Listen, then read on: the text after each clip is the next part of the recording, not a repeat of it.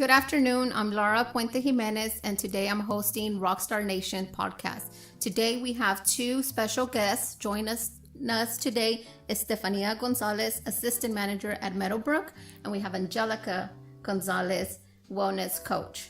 And today we're going to be talking about the energy, how to read energy on ourselves that is going to help us with sales. So Stefania, tell us what you were recognized recently for. Hello everyone, my name is Stefania Gonzales. I was recently awarded for having 9 perfect 100s for the Prospect Survey Leasing Index. I honestly wasn't realizing that this whole time I was reading energy from different prospects and listening to what they really want and seeing what they want and they need to live in. So Angelica, share with us some tips on how we would be able and how you can help us as individuals, as a team, to read off energy. Yes, thank you so much. Thank you so much for inviting me here today. So if I can kind of take a quick step back for a moment to talk about what energy work is, because sometimes people have this misconception, there's all this woo-woo stuff, and it's a little bit more than that. Energy, if we can all agree that everyone's made out of energy. Everything, everybody, the whole world. And how we interrelate with people and how we communicate, actually, we first read people's energy. A person can walk in the door and you're going to sense if they're on a good vibe or a low vibe, right? I mean, we have all had that experience. So what I do as an energy wellness coach is that I teach people how to master their own energy so that they can optimize whatever goal that they're looking for. So for instance, in your cases, you're probably looking to optimize more sales, resident retention, right, and even staff retention, right? Because you want, turnover. We want to reduce the number of turnover. So when it comes to energy, what you want to do, the number one goal is to be responsible for your own energy. That's like the number one tip. No, be authentic with who you are and how you're feeling. When you can do that, then what happens is that you make everyone else around you feel safe. It doesn't mean you always have to be happy. It doesn't mean that you always have to fake it. It just means honoring at the place that you're at. So say, for instance, you happen to, have a kind of a rough morning, getting the kids off to school, you know how that goes. I'm a mom. Traffic. Yeah, traffic. And so when you come to the office, if you're in a bad mood, it's like, okay, you're responsible for the energy. Do you really want to emit those low vibes, right? Because then what happens is that people, what you're not realizing is that when you're on that low vibe energy, you actually activate a low vibe energy in someone else. Right? We can agree with that. So what you want to do is take a deep breath and just release it.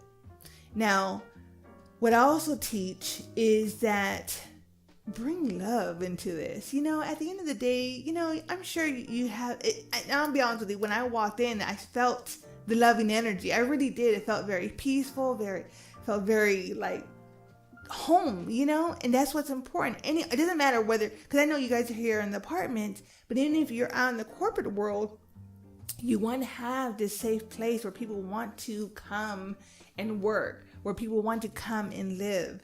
And the most important thing to do is being centered, grounded, and giving that energy of safety. Comfortable. And I think that's key, especially in the business that we are in. I think that's key because you make your residents feel comfortable. You make the prospect feel comfortable on letting you know what they're actually looking for and what their needs are. Exactly. And so when I talk about love energy, it's just when you take a deep breath in and just center in your heart space. That's it. It only takes a few minutes, and that's how you get grounded.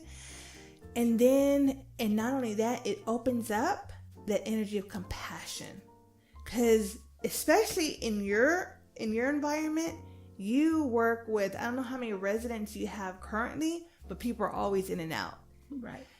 And people who are, you pick up on people's energy. Again, it is about being responsible for yours so that you don't activate anything else out there. You know what I'm saying? So the same thing when the prospects are coming in and you notice that they're in their low vibration.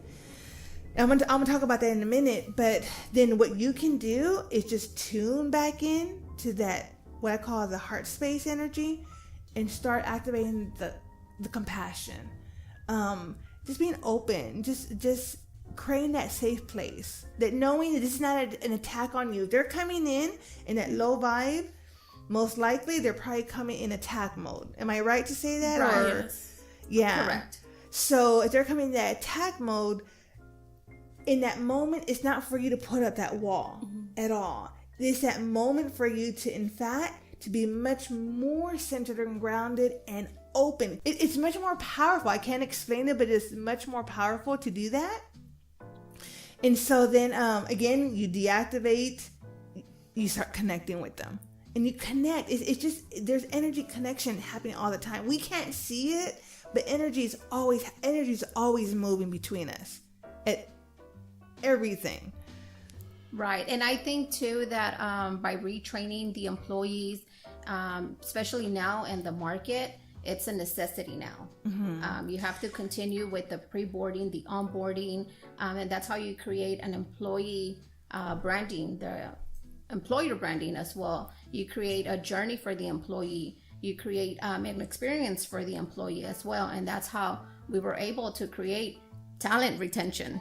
So Stefania, give us some tips of how you are able to help someone else by what you do.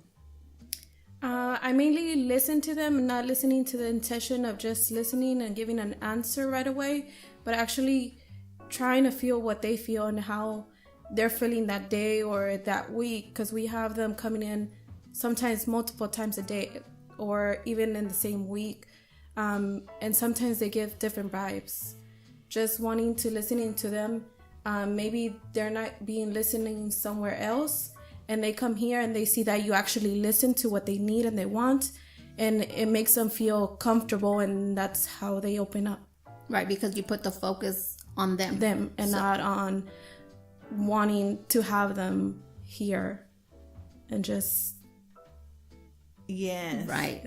Yes, because everyone at the end of the day wants to feel acknowledged. Yes. That's what it is. And that's the reason why I say it, so that when you notice that they're coming in on that attack mode, then that's not the moment for the staff to put up those walls. It's that moment to be much more centered and grounded and have the open heart so they can feel that. Because that's all people want, because at that moment, we really don't know what's going on their side. They could be having problems with their job. It could be a layoff. Maybe they don't want to share anything at that moment, because then the shame comes in, and that whole shame, talking about low vibe, that is probably one of the lowest vibrations. Because I will tell you that, and Brene Brown talks about this quite a bit, is that's the energy where you're just hiding.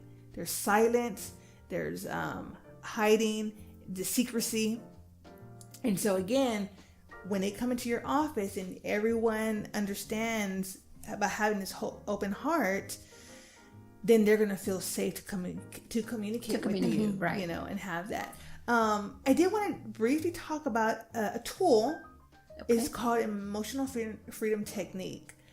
Natural, no drugs. And I just share that because one of the conversations I want to talk about and open up is that people also talk about mental health, right? Because even in the workplace, as far as the companies, they do, again, for talent retention, they want to create a safe place for the employees, right? And so and they add different benefits and so forth. But what I have, this is something new that I'm bringing out, that I'm really beginning to open up, is that not to just focus on mental health, but focus on the person as a whole. So for me, it's not just mental energy, right? Because as I kind of mentioned before in other talks that I've done, is that when it comes to, say, depression, it's not just in the head. We don't think depression. It's everywhere, right? Or when people are having a bad day, anxiety, so forth. Anxiety is what's happening with the anxiety when you're nervous, okay? Is that you're activating the fight or flight syndrome. And that's cortisol that's happening inside your body. So EFT it stands for Emotional Freedom Technique, is a science-based tool where it's acupressure points that you use your 2 fingers and you touch on your face. Let's see. Let's try it. Yes, yeah. So you're going to touch on the inside of your eyebrow, right? Outside of your eyes, underneath where the bone is, underneath your eyes, underneath your nose, right here in the dip of your chin, your collarbone, and when it's really rough, you want to do the monkey. But you don't have to do it. You do it on your at home, right? But what I want to explain, what I want to touch base with this EFT is that, in all honesty, we're human beings. We have bad days. We have moments where people really piss us off. And so instead of turning to bad habits like alcohol, drugs, eating, right? Right. Eating's an addiction too. Then what you can do is use this technique called EFT. And basically what you're doing is that you're just honoring where you're at. You can just say, I'm really pissed off. I'm going to show this to my team, and I'm going to tell them, you should go on a EFT break. That's right. You tell, yes.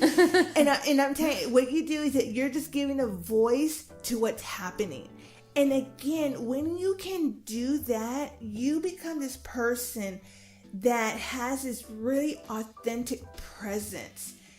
And at the end of the day, when you can do that, have an authentic presence, and you're radiating that, what you're really radiating is that love energy, that safety net for everyone else. Because you can't control. You can't say, hey, do this and do that. Go change your energy or go cool off. Right, yeah. It's not about that. Like I said, at the end of we all read and sense each other's energy. And the only thing you can do, the only thing you're in control of and responsible of is your own. So those are a couple tips, a tool that you can use, and I can kind of share that, at another time, in your office. But what EFT does, what it happened, how it can de-escalate the fight or flight syndrome, release of cortisol that's in your body, because cortisol causes inflammation. So it's kind of a quick. So what 3 tips would you be able to give us so that we can go on back and share as well? Yeah, so I would say this. So in the morning times, let's do this. So in the morning times when you wake up, think of something positive. Like give yourself, cheer yourself on. Say, you know what? Today I'm great at, at communicating or something like that, or you know what? I'm a great mom. Cheer yourself on. Set the tone. When you can do that for yourself, you're going to start noticing this area, the heart space starts kind of opening up. Because if the night before you had something kind of going on, and it should even start from there too, because even at nighttime, do the same thing. Right before you go to sleep, say a positive affirmation about yourself. When you wake up, start off with a positive affirmation about yourself. Open up the heart space.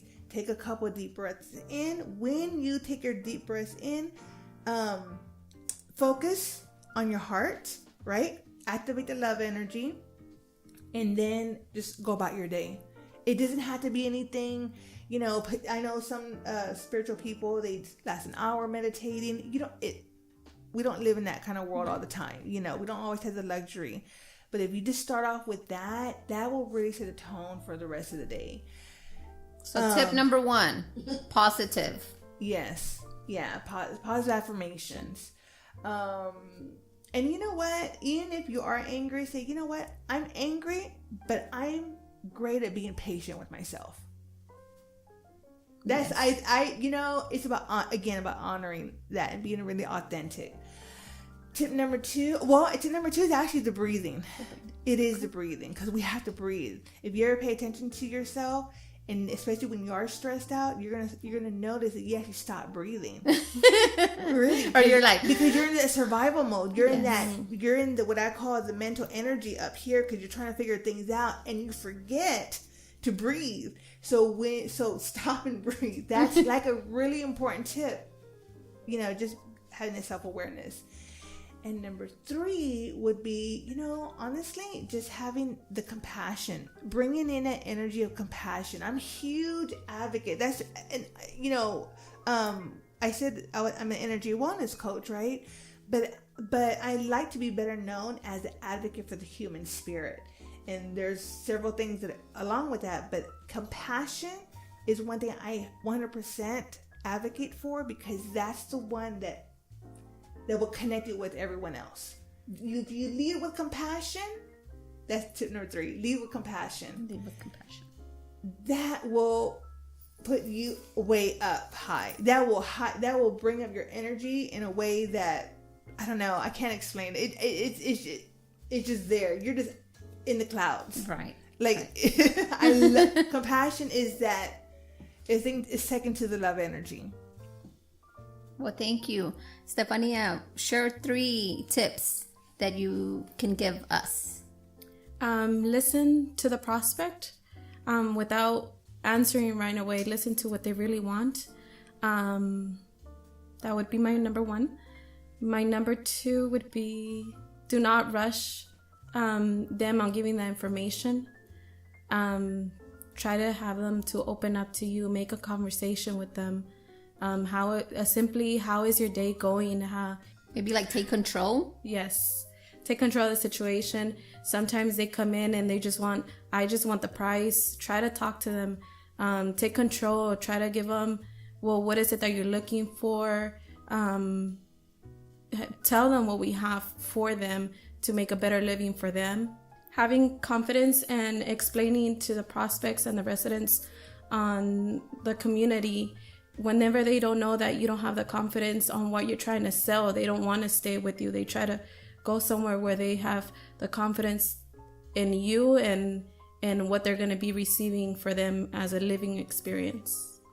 Right, because we have to sit and think about the prospects. And for the prospects, for example, you're going to be bringing them into a home that they're going to stay there for 7 months, for a year, for 15 months, where they're going to create memories with their families.